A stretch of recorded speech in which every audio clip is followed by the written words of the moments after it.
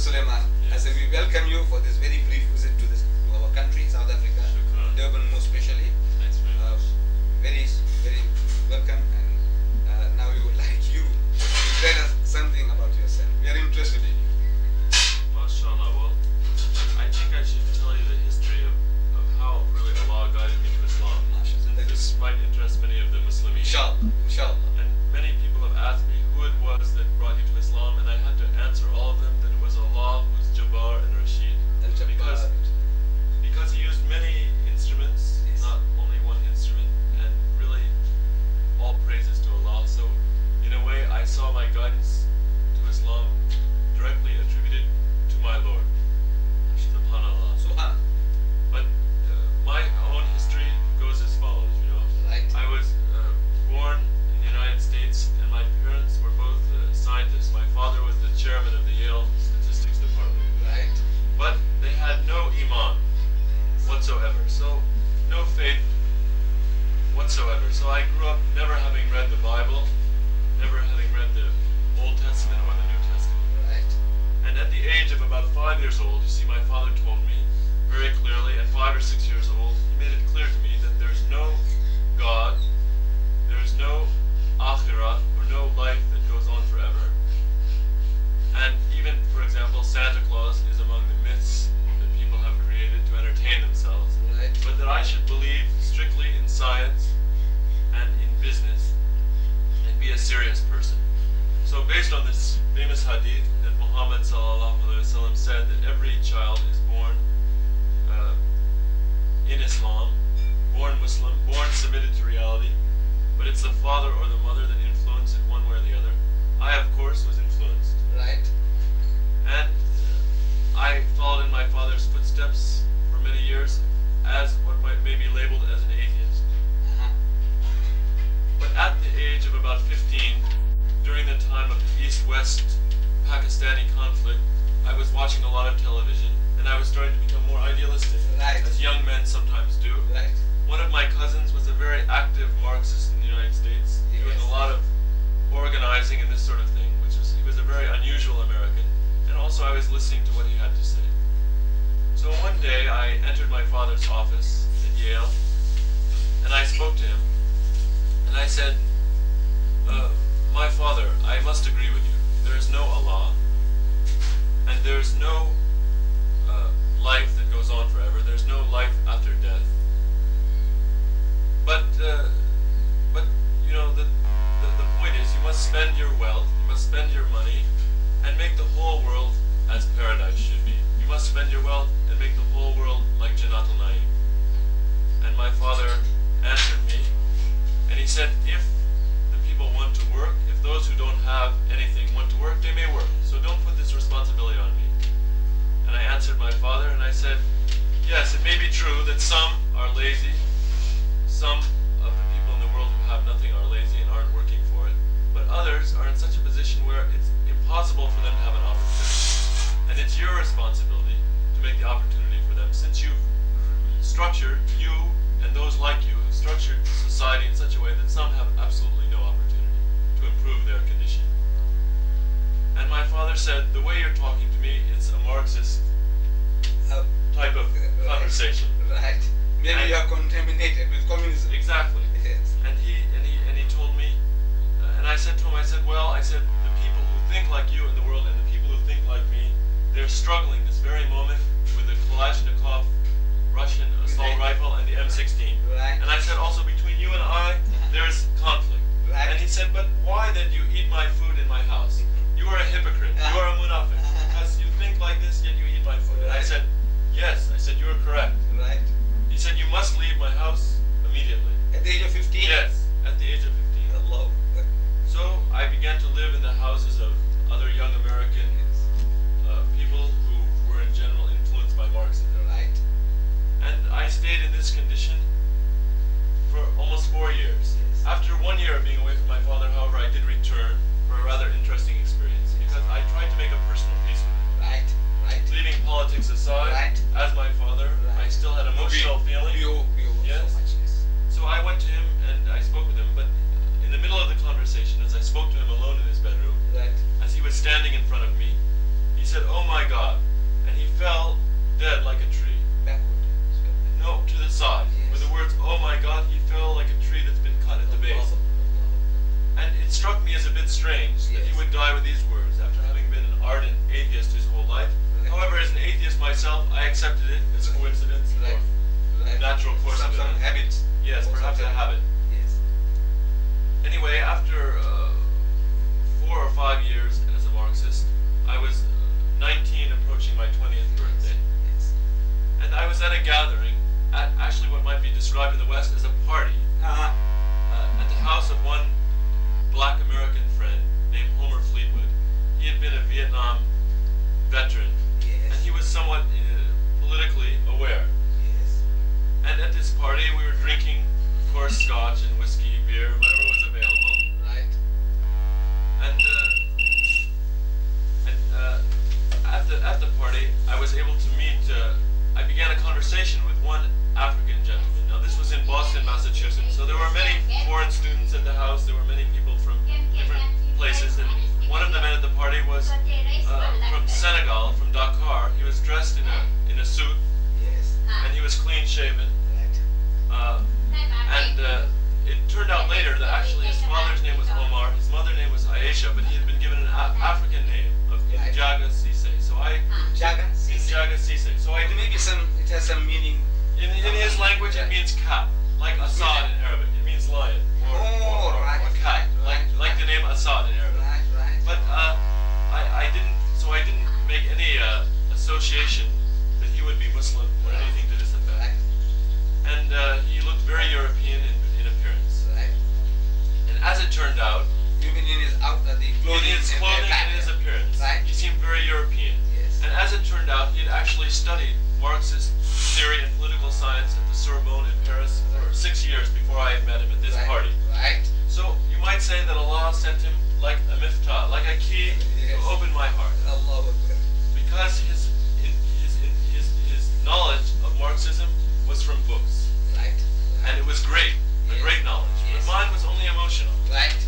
And since his studying in Paris, he had returned to the deen of Islam, alhamdulillah, rabbil alameen, having found no consistency in the behavior of Marxists. Right. And no akhlaq, no true brotherhood among Right. Marxist friends. Right. So at this particular party, I had no idea of any of this information. All I knew is that this was an African studying at MIT University, Right. an intellectual from Africa. Right. And he addressed me and he said, "You know, Henry Kissinger, this American Zionist diplomat of yours, he's causing us many troubles in Africa and the third world." Uh-huh. And he said, "You must make some sort of an effort as an American. Right. You must be responsible and try to help educate him and get him under control." Right. And I, at that point in my life, said to him, I said, "These type of people, they don't listen to words. Right. So you must Right. answer them only with bullets. If you shoot him, this is the way to do it. Right. Words won't help." Right. And he said to me, Injaga said to me, he said, "You're a very unusual American." Uh-huh. He said, "I must come to your house and visit." I said, "Please, anytime, come and visit anytime." Yes. So after 1 week, I was very surprised because he showed up at my front door and he came and spoke to me only political discussion. Uh-huh. I offered him one cigarette and he smoked with me. Uh-huh. And the discussion was very intense and he was very aware of things that I had never even considered in terms of Right. political science. Right. So I began to respect him greatly For his because his knowledge was above mine. Right. But he was a secret agent for Allah, you could say. For Allah. For Allah. Yes. He was Allah's secret agent and Yes. very intelligent. Yes. And not once in the conversation did he mention Islam or Quran or the word Allah or Muhammad. Right. Right. Because he knew if he had done that, I would have chased him right out of my Right. house. Right. Right. Your friendship would have been Finished broken. Yes. initially. Right. But he only talked to me about political knowledge, which was above mine until I respected it very much. Right.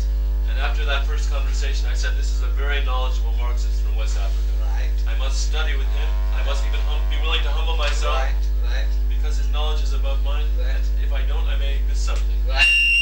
So he came again after a week. Yes. And as the first time, I again offered him a cigarette. Yes. And he refused it. And I felt socially uncomfortable. So I Right. said, "Why did you take it the first time? This time, is something the matter? You refused my cigarette today."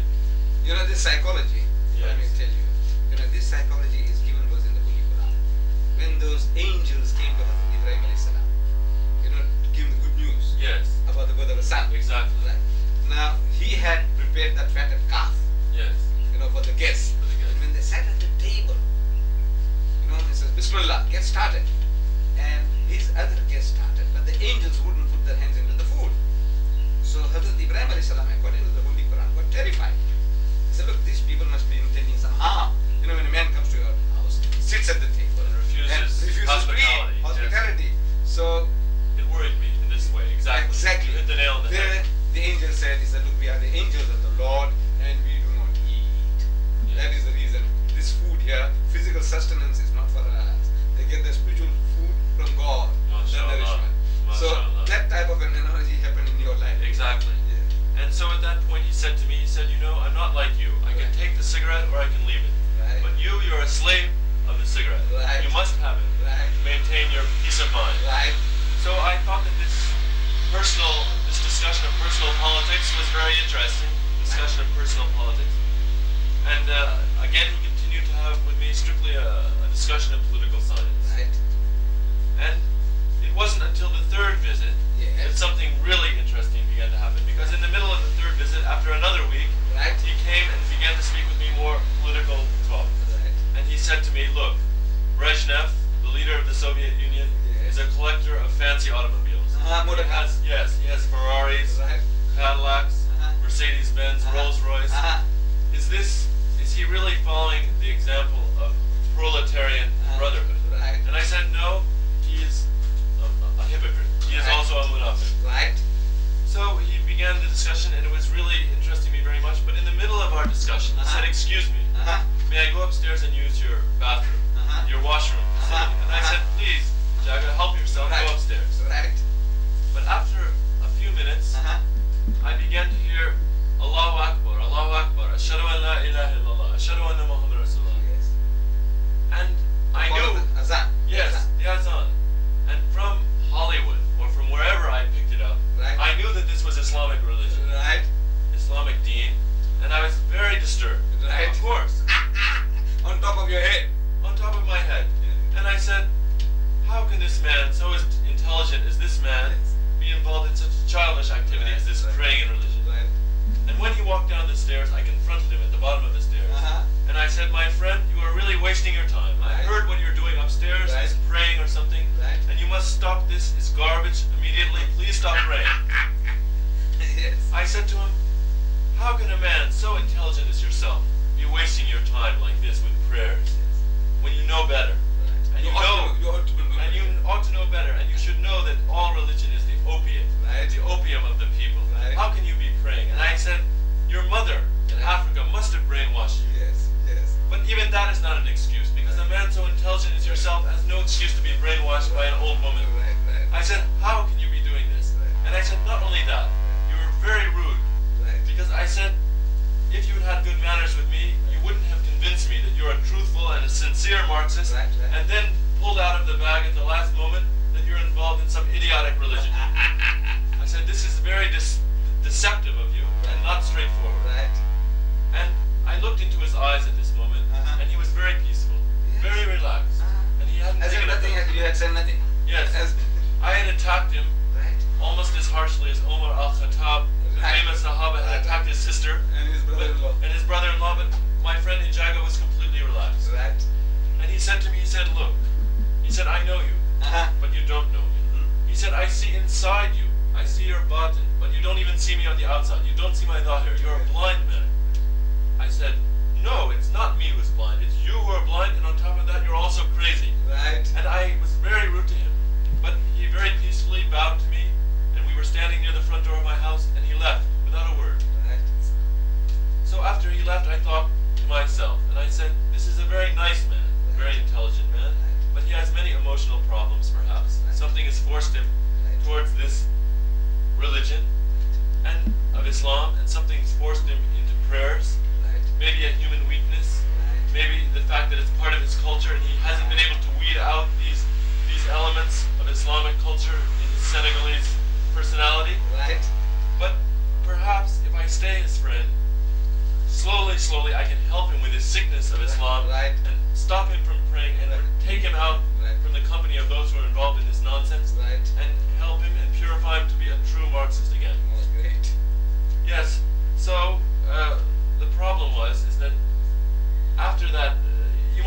my intentions were very good with the knowledge I had, because I wanted to help him according to my knowledge. Right. So Allah saw my condition and saw that with the knowledge I had, I wanted to do the best thing possible.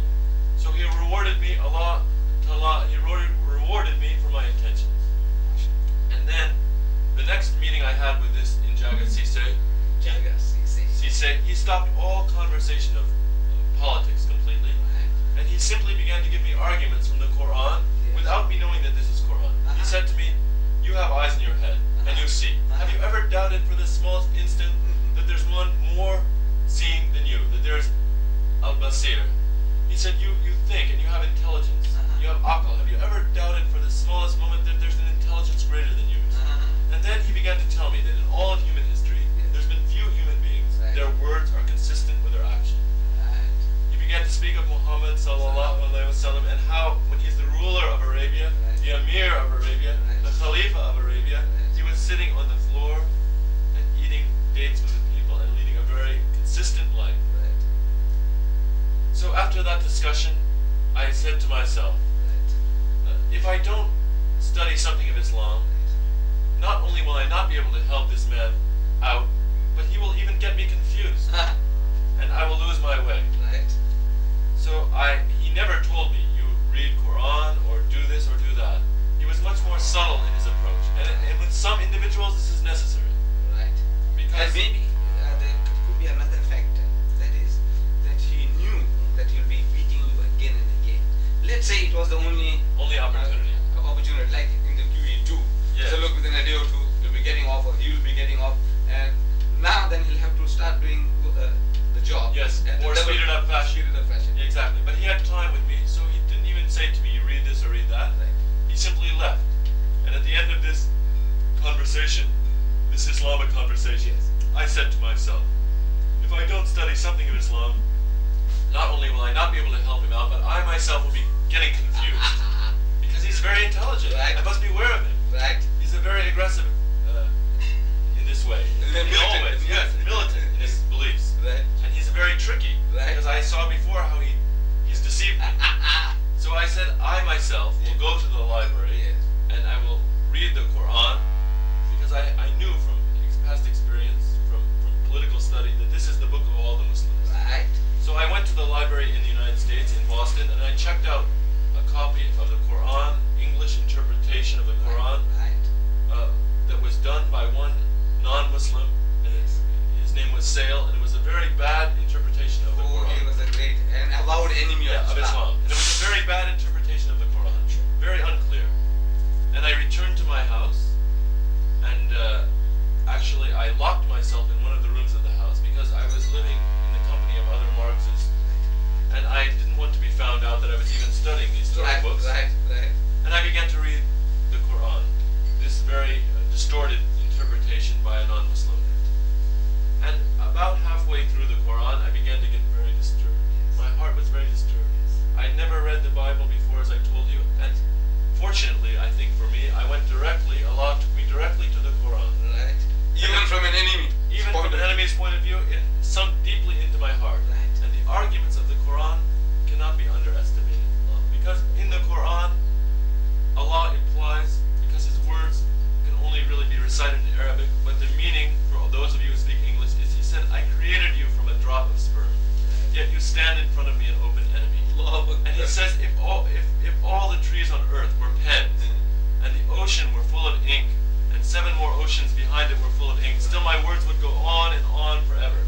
So I realized that this was a very serious book. And it was not just a book of paper, but also a book of light and a book of infinite meaning. And I began to get very agitated and confused, to the point of tears. And I began to cry. And I tried to call my Muslim friend on the phone. And he was away for 3 weeks for a vacation. So Allah arranged my state was still very miserable. I had no one to seek comfort but Allah Himself. And it was as if I was in jail at that moment. And I said to myself, although I was talking to my Lord without realizing it still at that point, I said, my God, all these years, as my father said before he died, I said, my God, all these years I've been deceived, and I have to admit my mistake. But it's very difficult. I said, 20 years is a long time. And I said, I believe in Allah. Allah, I said, I believe in you. And it was a big moment, and a moment almost like that a woman has when she gives birth. Because it was painful, it was full of joy and full of pain and sadness and tears and blood, all in the same moment. And yet I was very happy. But as I began to read this distorted version of the Quran, I said, this cannot really all be from Allah, because I didn't understand well the history of the Prophet Muhammad sallallahu alaihi wasallam. And one thing I'd like to point out, from my perspective, after having been Muslim in the United States, in the United States for 10 years, is just that an understanding of the history of the Prophet sallallahu alaihi wasallam is almost essential to an understanding of the Quran. And this is one of the weaknesses up to this point in making dawah in the United States. Because although there are adequate interpretations of Quran available, the best histories of the Prophet Muhammad sallallahu alaihi wasallam are very difficult to obtain and or unavailable. So this is something in the effort of dawah which must be looked into. One of the best is done, I believe, by Martin Lings, otherwise known as Abu Bakr Sirajuddin, who's an English Muslim, and it's available, but for $25. So this book needs to be made available at a lower price. But anyway, I didn't believe in the whole Quran. I believe part of it's from Allah and part of it was not.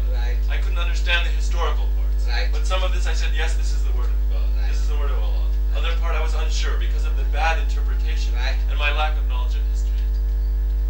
But at a certain point, when I was reading the surah, the believers, Surat al-Mu'mineen, Allah said in this particular chapter of the Quran that those who accept, those who trust in the Quran, they, among other things, they establish prayer. And I was confused, and I was agitated, and I said, Allah, I believe in you so much. I said, I'm actually going to try to pray. But I said, this is going to be very difficult for me, because I never prayed before. So please be patient with me, and try to help me, strengthen me, because I almost, even though I believe in you, I almost hate to do this. So, again, I had no companion. And actually my first salat was between me and Allah. There was no advice and no person there. And I knew from Hollywood or from somewhere, Allah only knows that the Muslimin, they prayed bowing down. Falling to the ground. Yes, exactly. So I fell into sujood, I fell into prostration, my head, my knees on the ground and my forehead on the ground, like a baby, facing Allah knows only which way, but it certainly wasn't the Qibla, I found out later. It doesn't matter because my heart was directed towards Him. So He is Al-Hadi and Rashid, and so inshallah that prayer was guided all the way to Him. But at that moment I felt some peace and some salamat, the same way that all Muslimin, after the prayer, they feel the malaika descend, even if they don't see with the eye of their heart or their physical eye, still they feel the companionship of the angels, and they feel the peace that the 5 Muslim prayers bring to them. And I began on that first prayer even to feel tranquility and peace and reassurance from Allah and strength. And I was very, very much relieved. And after 1 day or 2 days, I called again my friend, Minjaga Sisi. And I said, you've been away for a long time. I said, I've been doing some reading. He said, what did you read? I said, I read Quran. He laughed and he said, oh, I think you're at this point like a ripe fruit on the tree ready to fall. I said, I see your condition. You must be very agitated and confused. I said, you've read my condition clearly from a distance. I said, I'm confused, but I'm not confused. I said, I must be a Muslim. I must accept Islam. He said, please, take your time. Don't rush into this decision. He said, because Allah said in Quran, He said to me, there's no compulsion in life transaction. The right way is clear from the wrong way. So He said to me, Islam and being a Muslim is a serious decision. So you must take your time so that you must remember once you do it, you can never return. You have to be very serious about it and take your time and don't rush into anything. Just like a marriage, get to know that man or that woman well before you take the vow. And so I spent a couple of weeks studying with him and speaking with him. And after these 2 weeks, we went to the mosque in the United States. In Boston, where there were only a few Muslims present. And I said the Shahada there with them. And since that time, Allah has continued to guide me. So this is my history. Never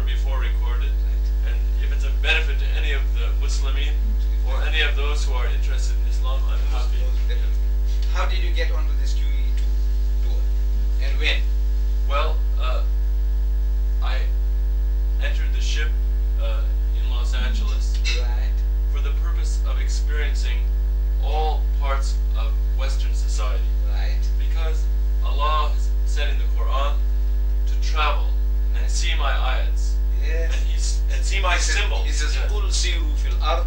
He said, travel through the earth, And see fanzuru, and see. exactly. كيف كان عاقبة الذين من قبل? What has happened to those before you? Means in history, people, nations have been destroyed for what? Like the people of Lut alayhi salam, Yes. people of Lot, Sodom and Gomorrah, the people of Noah, Yes. and you see what has happened to in the past in the archaeological researches that you can make, like in Mohenjo-daro and Sindh, Taxila after Rawalpindi. When you go and see these things, then you realize there were mighty people living on this earth long before Hitler and Mussolini, Yeah. and civilizations, building monuments they had put up. What happened to them? Where are they? So in other words, now this is a lesson Allah Bari Ta'ala wants us to imbibe by travel. So if we travel with that intention, it's also an act of virtue, blessing, sawab.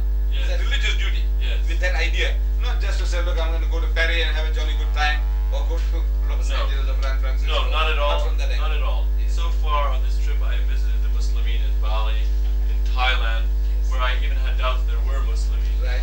Can you tell us something about these Muslim habitation, people, communities, like in Bali? Well, of course, in Bali, it's one of the islands. Bali is one of the Indonesian islands. Exactly, it's one of the Indonesian islands, and as some of the listeners to this conversation may realize, Indonesia has one of the largest population of Muslims in the world, of any country, if not the largest. Reputed to be. Yes. Yes. And yet, the island of Bali is mostly the population is mostly Hindu. Buddhist. I don't think. No, Hindu. Yes, Actually Hindu. Yes, yes. With a very small proportion of Muslims there. Right. Yet the relationship between Muslim and Hindu in Bali is not like that which you would find in India. Right. It's a much more relaxed relationship. Right. And although the Muslims are in minority in the island, Right. they are majority throughout the country. Right. So in the Hindu shops, for example, Right. you see photographs of the Muslim leaders of the whole country. Right.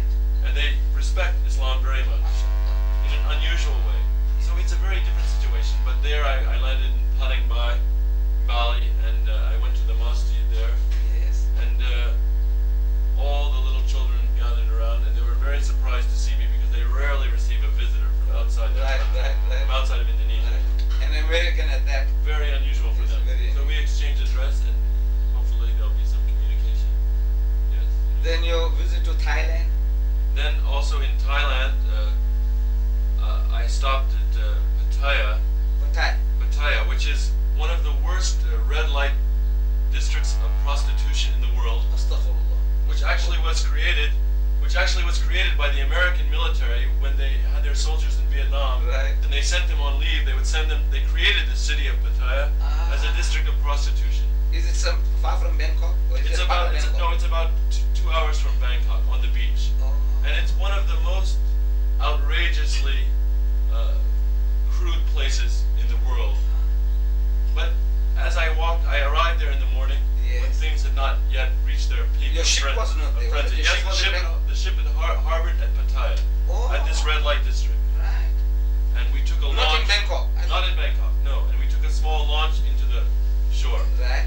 And I walked through the streets in the morning before things had really reached their worst Right. state at 10 in the morning. Yes. And I walked and I saw the condition of things, how horrible really it could be. Right. Because of everything I've seen in the United States, even this red light district was really more outrageous The more American insane than people. anything I'd seen. Yeah. And I was walking towards the outskirts of the town, and I had no idea that there were Muslimin in this town. Right, I thought right. they were all down near the Malaysian border. Right. And here we were over on the east coast of Thailand, near Right. Cambodia. Right. And I had no idea, but I was walking towards the outskirts of the city, Right. and there I saw two men with oriental faces who were Yes. Muslim. Right. I could identify them as Muslim, Right. but they looked Thai. Right. Did they have anything on the head? Yes, were wearing Muslim style of hat, as Right. you're wearing now. Right. Okay, and I said, Salam alaikum, and they said, Wa alaikum salam wa rahmatullahi wa barakatuh. And they said, come to our house. And they, Open sesame. Yeah. Ahlan wa sahlan. Ahlan wa sahlan. They took me to their house, Yes. and it was raised on wooden stilts, with a wooden floor. And there was the grandmother and the father and all the grandchildren and many people of the family. Right. And the names of Allah and Muhammad sallallahu alaihi wasallam were on the wall. Yes.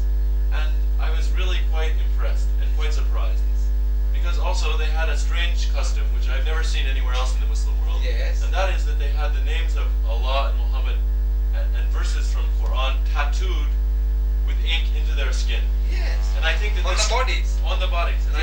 custom is not exactly something that the Prophet ﷺ advised, but out of devotion they've Right. done this, Right. and perhaps ignorance Right. that he hasn't forbidden this. Right. So it was an act for them of love, and I didn't mention it to them. Correct.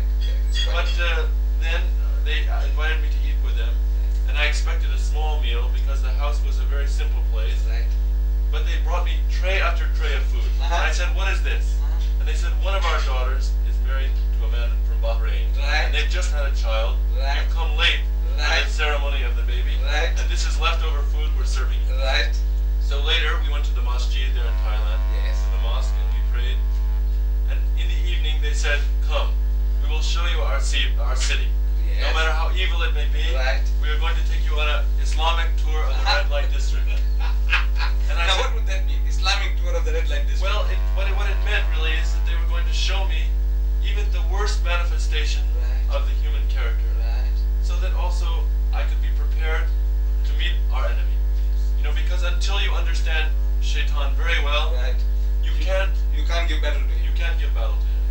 And once your iman is very strong, even you change the condition of a people before they change you. Because Muhammad ﷺ said that when you stay with the people for 40 days, Right. either you become like them or they like you. Right. Right. And so when your iman is strong by Allah's permission, truly you can walk into a city like that Yes. and change the hearts of people. Right. Which we did, because we met some Arab boys there who were on vacation to make some mischief, Right. and we got them into a conversation about Islam, and they were practically in tears. Yes. So this is possible. Allah makes all things possible. And you see, you did mention casually when we met Yes. that around where you live in the Americas, there is an Indian community, the Red Indians, what we are made to call them, the Red Indians. Yes.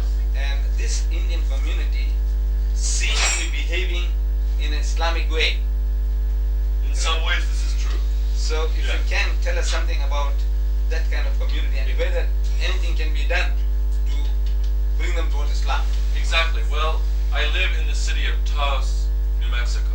Taos, T-A-O-S. Exactly. It sounds like Taos sounds like Chinese or something. It's an unusual word. Yes. And New Mexico is the state, of course, between Arizona and Texas. And Taos is a very unique city in the sense that in our city, about 2 kilometers from my house, Yes. is the oldest inhabited apartment building in the United States.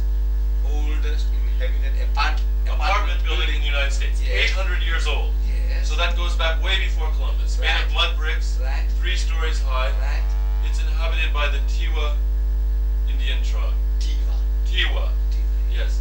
And of course, the Tiwa tribe has maintained their traditional life up to the present moment in history. So in the village, the tribal chiefs, in the old part of the village, the tribal chiefs are very conservative. Yes. There's no electricity, Uh-huh. no television, Yes. even in some places no running water. Yes. And still their bread is baked in mud ovens. Right. Right. And their life is traditional by choice. Right. Must be understood. It's not by force. Yes. And also, their life transaction with their creator is very unique. Yes. And although it's not the place of someone outside their tribe to understand deeply their traditions, Yes. very briefly, I can say that they believe very strongly in the creator. Right. But the knowledge of Muhammad ﷺ has not been conveyed to them. Right. And I would say that the message of Jesus has been conveyed in a distorted way. Right. So many of them are clinging very strongly to the original deen which Allah has given to their specific tribe. And if you study the Quran, you say that you see that in the beginning, each gathering of people was given a form of Islam Right. or a form of deen, a revelation to suit their own specific situation. True. And so the Tiwa tribe is still clinging very strongly to this original teaching which has been revealed over the years for their benefit. And they're a very natural people living very close to the land. They still hunt in the mountains. They Yes. still gather their own firewood Yes. and many of these things. And even some American tourists, Yes. some white American tourists or foreign tourists who come there Right. are a little bit taken aback. Right. Because on the back of some of the Indian pickup trucks, you will see a bumper sticker that says, for example, Custer died for your sins. Right, Christ died for you. No, Custer, the Custer. American general who attacked and was killed by the Indian Sioux tribes. Oh. Custer, the famous American general who died fighting the Indians. Right. Custer died for your sins. Right. So the Indians are there in my city are militant, I would say, in an intelligent way. Yes. And they understand their position and their rights in the area. So they're a fascinating and very generous Do people. they speak English? They speak English as well as Native. traditional language. Right. Some of them also speak Spanish. Yes. But the point is that they're living in a way very close to Allah. Right. So in order to benefit from Islamic discussion, they Right. must see a very, very truthful Islamic example. Yes. And because of the relationship between the European Americans and the Indians, Right. I have never felt it's my place to try to invite them strongly to Islam. Right. Because it has to come from someone who was not a part of this conflict. Right. And just because of who I am, even though I am Muslim, still my ancestors Right. have taken place with them in Right. this conflict, and they must hear it from someone who is detached completely from this Right. very old conflict. Yes. Like a brown Indian going to the red Indian. Exactly. A brown man going to the red man. Instead of a white man going to the red man. You see now, when you describe this community, it brings to mind the Quranic verse where Allah Ta'ala tells us that every nation has had a guide. وَإِن مِّنْ أُمَّةٍ إِلَّا خَلَا فِيهَا نَذِيرٌ. And there never was a people without a warner having been sent amongst them. And again the Quran repeats in another place, it says, وَلِكُلِّ قَوْمٍ حَادٍ. And to every nation a guide. This is Allah's promise, that this is He is not partial towards His creatures, that He is going to pick up only one tribe out of the millions of tribes of the earth for His special spiritual favors. Yes. And He's going to neglect the rest of mankind. Each, according to his capacity and understanding, was given guidance. Exactly. It is for us to bring them to a greater guidance. See, the perfected guidance. See? Because for their needs, Allah gave them. Maybe 2,000 years ago. And because they had no written language, I take it, I don't know if they have a written language at No. home. They have no written language, so they can't remember the names of the prophets. Perhaps, See? yes. You know, the people who guided them, they might say, like our own people in South Africa here. We have the Zulus. Long before the white man touched the shores of this country, they believed in God Almighty. The African, say the Zulu. He calls God Almighty Umfelinqagi. It's for God Almighty. It's like Wallahu Ghani. Yes. Wallahu Ghani, for God Almighty. And if you ask an African, he says, what is this Umfelinqagi? What is this? He says, he tells us in his own native language that, sir, he is Umoya or Imoya. He is the pure and Holy Spirit. Agazalia na fudi agazalwanga. And he does not beget and is not begotten. Futi agugolutulu fananaye. And there is nothing like unto him. You know what he's doing? He's actually giving us that paraphrase of Surah Ikhlas. Kul huwallah. Yes, part of He's the actually, Quran. as if he has read the Quran and as if he had memorized the meaning in his own language. Very interesting. But now, the trouble with us is, the Muslims, we are not going out to share. We have to open up doors, to Yes. enable us to have communication with them. And another interesting point, coming from this word, you have a word like that in America, among the Red Indians. You see, when I came to your country in 1977, Yes. your airways, among the airways you see there's TWA and PM and whatnot. Among them there is one airways called Allegheny. Yes. Allegheny, Exactly. right? Spelled like Allegany. Allegheny. I know this airline. Right. So I went to this Allegheny counter and I'm asking them, what is Allegheny? Where did you get the word Allegheny from? Because it sounded to me like Wallahu Ghani, Allahu Ghani. Yes. You see, so I'm asking, what is Allegheny? So they say, we have a mountain here in America and the Red Indians named it Allegheny. So from that Allegheny mountain comes the word Allegheny Airways. Yes. So I says, in Arabic, Allegheny means Allah is rich. As the Quran says, Wallahu ghani wa antumul fuqara. So Allah is rich and you are all poor, beggars. Yes. So I says, it is so easy to find ways and means of communicating. Somehow get through to these people. So the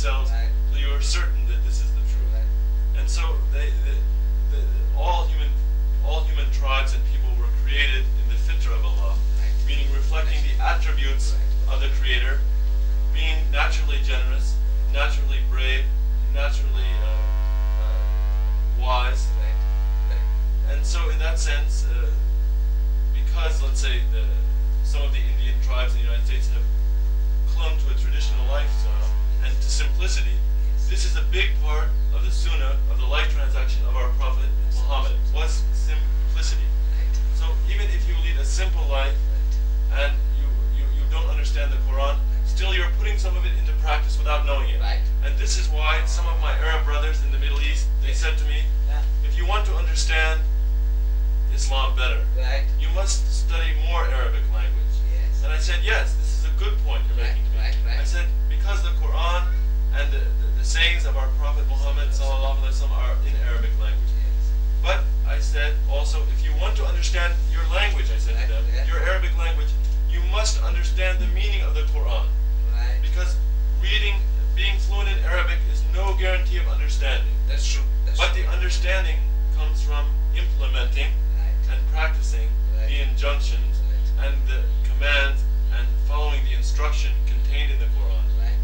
So that, in one sense, a Muslim in the middle of Yugoslavia Yes. who speaks only a few words of Arabic Right. may be closer by doing what he's been commanded to do than someone who has memorized the whole Quran Right. and yet is not living by those words. So both is important because the Arabic language takes you to a deeper understanding, but the correct behavior Yes. takes you also Is a there. real test Yeah. of you reading and imbibing the messages. Exactly. Yes. Because Allah Ta'ala will not be satisfied from you or from me or from anyone who's listening to this Right. discussion with an Islam of mere outward appearance. Right. We must be inwardly obedient as well as outwardly. Sure. So this is inshallah. And now this work of propagation Yes. in America. Yeah. Are there any Muslim communities, go out of their way to propagate the deen? Because now you have come into Islam more by accident than by design. You might say that. Divine accident. Divine accident. I mean, it was a divine planning. It's a gift from him. Yes. But now the bulk of mankind, they need a person like, in the time of the Prophet, not in the time of the different prophets. The prophets of God went out of their way to deliver the message. Yes, exactly. They didn't sit back at home and waiting for a customer to come along. See, Yes. Hazrat Nuh alayhi salam for 900 years. Our Nabi Kareem sallallahu alaihi wasallam for 23 years. A hectic life, going out, he goes to Taif, he gets a beating, he comes back and he doesn't go to sleep. He's busy in Makkah. It's a constant endeavor. Now, is there any such type of activity being carried out in America, in your Yes. New Mexico? New Mexico. Well, I'll speak to you about all the United States. Yes. Because it's one. Since it's one country, it's Right. also one world. Right. It's Right. one situation Right. there throughout the United States. And of course, there's a considerable amount of dawah activity, and at this point in history, Yes. people trying to make the truth of Islam, putting it in the open, so that people will have a choice. And I'd say among the different groups who are active,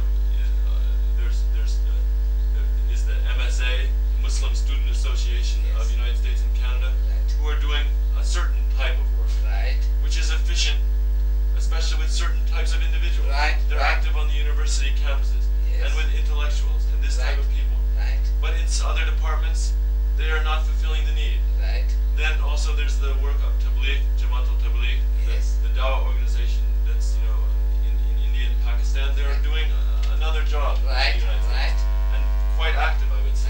Right. Right. But also there are some that are not being reached completely by their efforts. Right. And I could mention also the name of, let's say, one man, Sheikh Asaf Durakovich in upstate New York, Yes. who's based in Washington, but he's the leader, you might say the emir of one Muslim community in the upstate New York, in Waterport, New York, and he is bringing a whole another caliber of Right, people towards the right, deen Right. in a very subtle way. Right. His father was a sheikh of Tasawwuf in Yugoslavia, and Yes. he understands very well the knowledge of hearts and the knowledge of the souls. So he's able to make very subtle dawah to people who you wouldn't ordinarily think Right. would come to the deen in America. Right. For example, doctors, lawyers, Mhm. and very sophisticated Americans. Right. And so Allah is working in many unusual ways in the United States, but there's still a great need of concentrating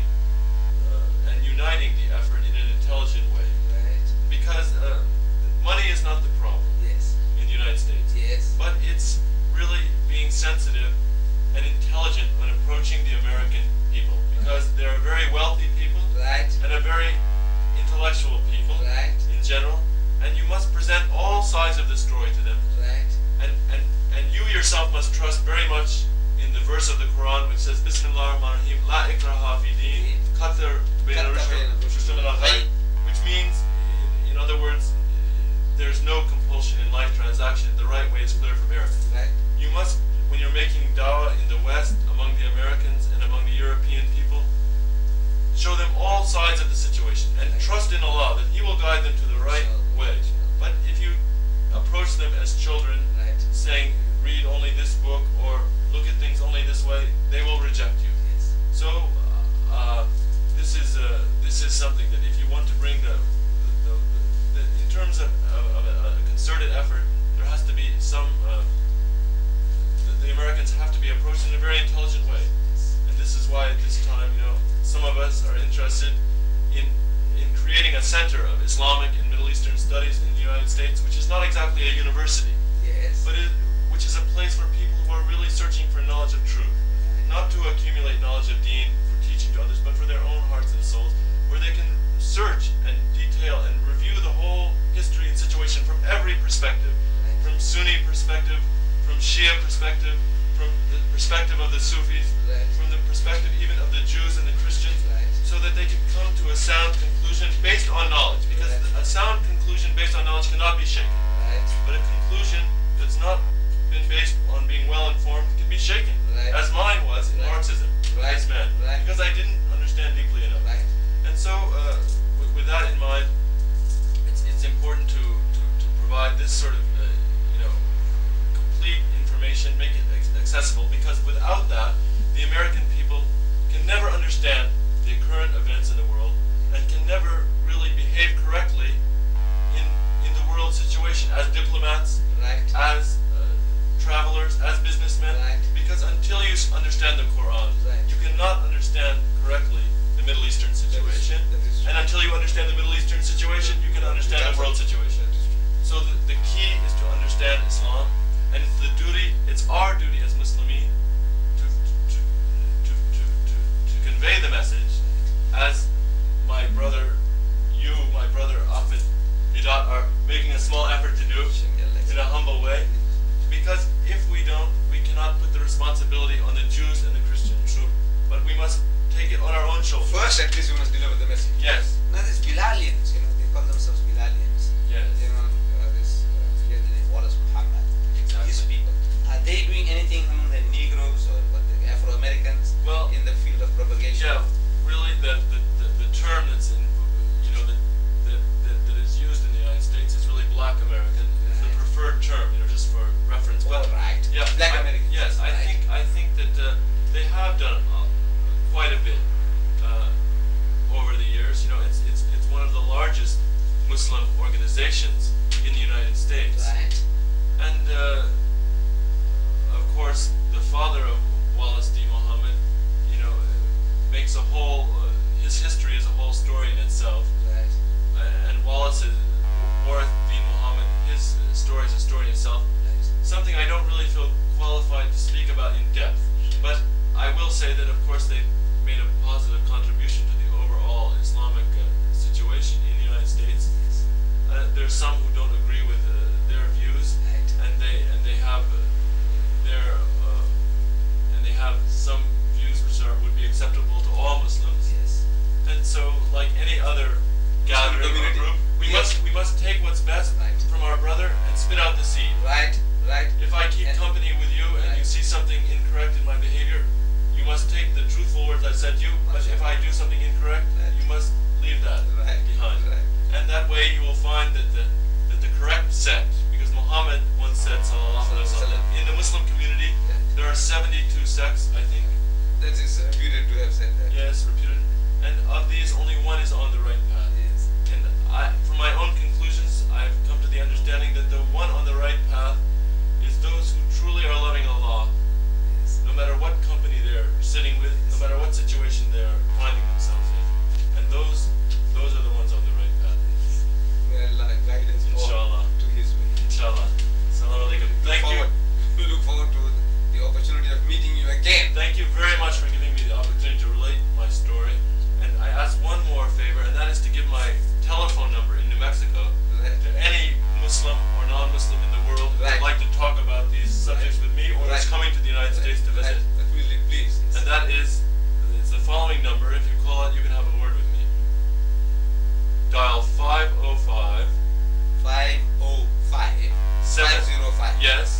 758 758 15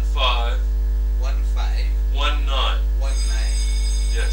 And thanks And very that much. is just that the first one was the code Yes, in the the United code. States. And the last is the number, yes. Right.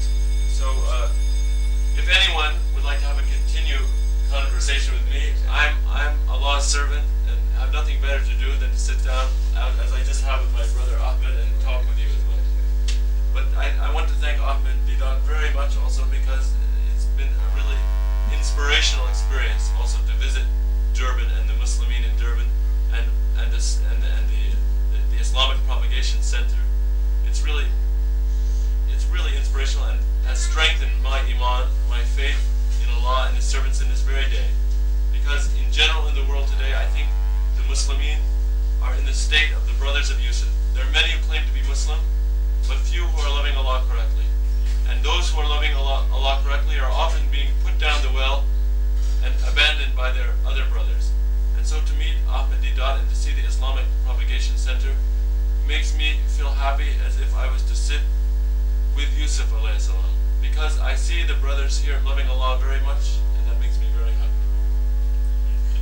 So that's enough of a compliment, because all praise is due to Allah, and if I compliment this man too much, it's as if I was to kill him. So I don't want to, I want to make him cry, but